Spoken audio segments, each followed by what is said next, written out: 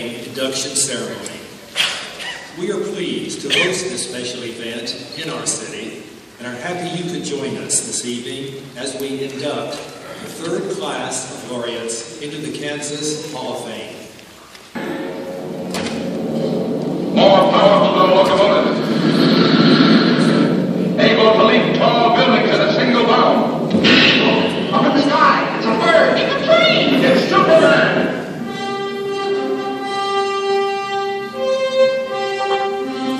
He is the most recognized superhero in pop culture, and he's a Kansan. Like many who have achieved greatness in Kansas, he was not born here, nor was he born in our world. When the planet Krypton was exploding and his parents knew they would not survive, they placed their baby in a spacecraft and sent him to Earth. For Jonathan and Martha Kent, a childless couple in Smallville, Kansas, he was the answer to their prayers. It soon became apparent that young Clark was not like other people. He was stronger, faster, and defied gravity. His body was virtually indestructible. His Kansas parents wisely counseled him that these attributes were not to be used for his personal gain, but for a greater good. The love and values instilled by the Kent family of rural Kansas shaped their son's life, both as a newsman and as a superhero. The superhero's creators chose to place him in Kansas for a reason, so he would learn that superpowers without super values are not only useless, they are dangerous. Superman may not have been born in Kansas, but truth, justice, and the American way certainly were. Joe and Jerry went through many ideas before their masterpiece of Superman. Finally, DC editor Sheldon Mayer took a chance and had Superman published as the lead feature. He learned his values from his adopted parents, Jonathan and Martha Kent. It has been proposed that Smallville is actually Hutchinson, Kansas. Did you know that? I didn't know that. That's great. And today, on Kansas Hall of Fame Day, Hutchinson is officially renamed Smallville for the day. Yes! Not only he can change its name,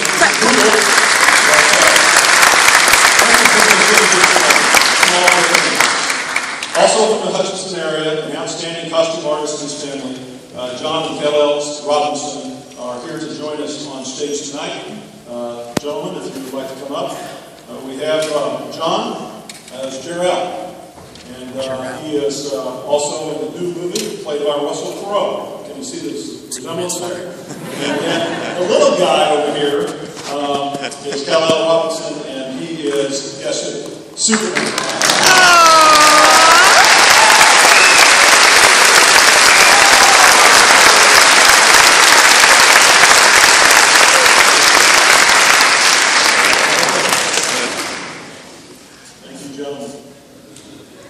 We have a surprise gift for you tonight, for everyone. Warner Brothers and THA Allied Marketing in Kansas City have teamed up to provide posters of the new Man of Steel movie for the members of this audience.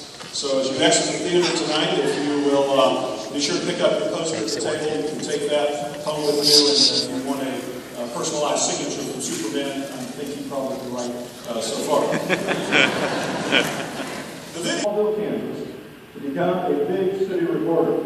He is an outstanding journalist and publisher, a third-generation newsman and a native of Kansas, the publisher of the Smallville News, Mr. John Montgomery. We'll ask John to come up in just a moment. Laura Siegel Larson is here with us tonight from Los Angeles. Laura can probably be honestly described as the daughter of Superman and Lois Lane. For her father was the creator of Superman, and her mother the model for Lois Lane. At 8 months, Laura would sit on her dad's lap typing on a typewriter, and by 4 she was writing stories. She is a journalist who has worked in radio and on TV for ABC, CNN, and Walt Disney. Jerry and Joanne call Laura the real Lois Lane in the family. Would you please welcome Laura Siegel Larson and John Montgomery as they come to the stage.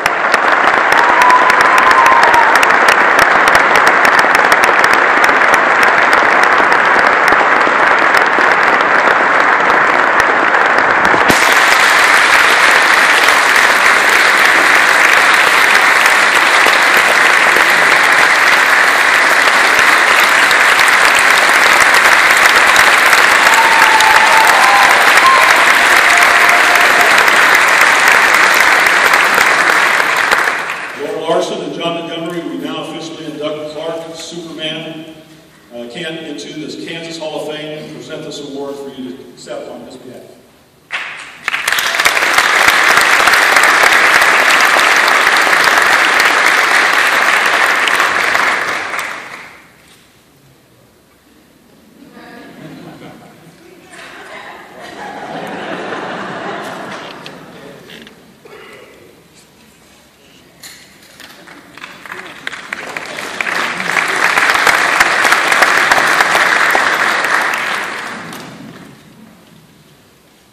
One year ago, you inducted one of the most revered journalists of all time into the Kansas Hall of Fame. That was William Allen White.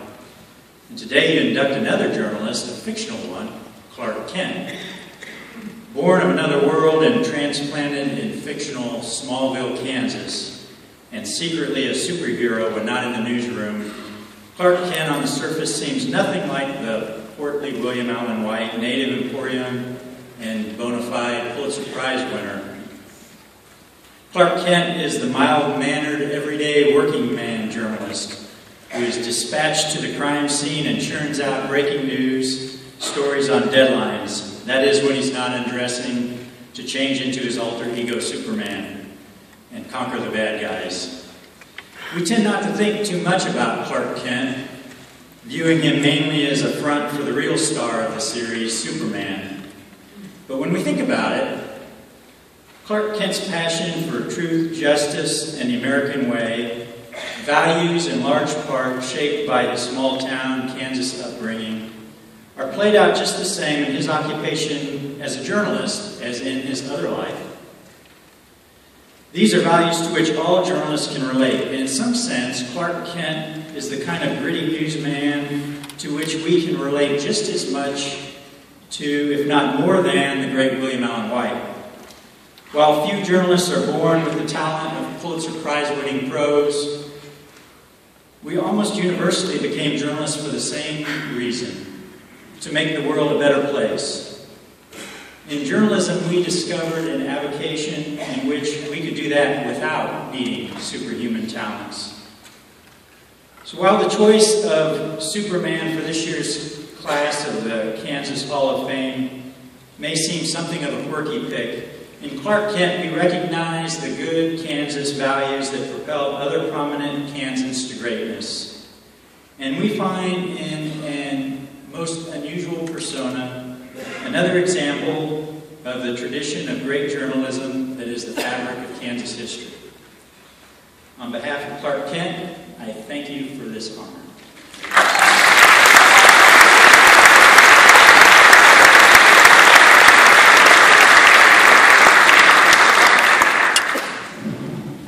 This is so great to be here. I just want to, before I start accepting the award, thank everyone who has been associated with this award. You have all been just magnificent and so kind and warm and welcoming. And this is my first trip to Kansas, and I will definitely be back. So thank you all very much. And by the way, when I told my friends in California that I was coming out here to accept an award from the Kansas Hall of Fame, not one of them questioned it. They said, well, of course, Clark Kent and Superman were, from Kansas, so of course, it makes perfect sense. And some people might not think of it, but they picked up on it immediately, and I think probably most of the world does, because they associated Clark Kent and Superman so much with the upbringing that he received in Smallville. I want to start out by telling you just a little something about my family. And John was talking about the significance of journalism and the significance of Clark Kent. And of course, journalism, as he mentioned, is very significant to the state of Kansas. Well, within my family, journalism started early. My dad was a writer for his school newspaper. He actually started writing things at the age of 12 and sending them into magazines, letters to the editor, things like that. So he always knew that he wanted to be a writer, and he started out wanting to be a journalist. My mother, who was the original model for Lois Lane, as was mentioned before, worked on her school newspaper, and if you go over to the great, Overland Station exhibit that they have over there, there's an article that was written by my dad when he was in 11th grade for his school newspaper. There's an article that was written by my mom when she was in 9th grade for her school newspaper. And Joe Schuster, who was the artist, a friend of my dad, met my dad because they worked together on the Glenville Torch, which was the Glenville High School newspaper. And they became lifelong friends, and their association led to Superman and many other things. So journalism, was kind of in my blood, and when I was looking for a profession for myself, it seemed like a natural place for me to go. When my father created Superman, back in 1934. He created it in 34. It didn't appear in publication until 38, and so if you do the math, yeah, it's 75 years from 38. But it's actually been around since 1934. He very much wanted to present bold contrasts. And it wasn't just between the characters of Superman and Clark Kent. There's an obvious contrast there. But he wanted to present a contrast between places that shaped the Man of Steel. So there was Kal-El's home planet, Krypton, not exactly a warm and fuzzy place, as I'm sure you know. And it was populated by advanced beings who had great scientific knowledge, great intelligence, but unfortunately, they didn't use their intelligence wisely, and as a result, their planet exploded and was completely destroyed. The smartest of the Kryptonians was Jor-El, who was Kal-El's father, and he saw things in a different way than the other people on his planet, and so he wanted to save his son, as you know, put him into a rocket ship, and he chose Earth, of all the planets out there, to send his son to, and he, felt that his son would have an opportunity not only to thrive here on Earth, but also to help Earthlings face the many challenges that they faced. So that was a humanitarian gesture right from the start that came from Krypton. The next location that my dad chose was Kal-El's first home on Earth, which is in the heart of the American Midwest, the heartland, a place that we now know as Smallville, Kansas. And it was chosen by Kal-El's father and my father because it offered a dramatic contrast to Krypton. Smallville brought the very solid Kansas values of honesty, fairness, compassion, respect, and humility. And those were very important qualities that my father wanted to make sure that this character that he was creating would possess. His Earth parents, the Kents, named him Clark, and it was their integrity and goodness that became Superman's moral compass. The third location that my father chose when he was creating Superman was Metropolis. And it was, of course, symbolic of big cities all across America. It was actually modeled after the city of Cleveland, Ohio, because that's where my father was born and raised. And to him, Cleveland was big city America.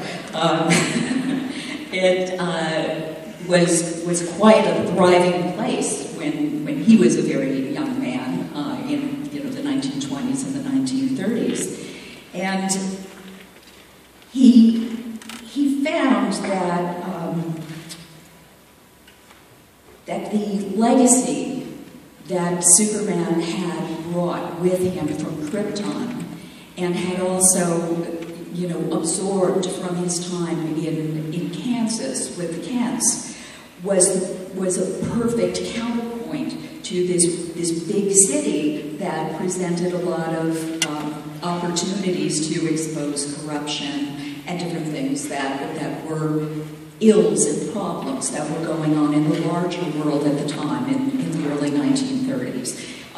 He created Superman at the height of the Great Depression, and poverty and problems were everywhere. And war was on the horizon in Europe, and so people needed hope, and he wanted to take these three places, three different parts of a personality, and bring them together. Of course, one of the things that we learned about Superman once he got to Metropolis was that although he was an immensely powerful being, he used his abilities exclusively to help other people. And he never used his awesome gifts for self-benefit or to just, try to make himself the leader of people. He was very humble, and those were the things that harkened back to his days in Kansas and what he had learned there. So when Clark went to Metropolis, he wanted to get a job, and what kind of a job would my father give him? Well, it was natural that he choose journalism, and it was something that my dad had a passion for, and he knew that was a great spot for him to have access to people and to places, and it also gave him that important ability to get close to the woman who would become the love of his life, Lois Lane, that gutsy girl reporter.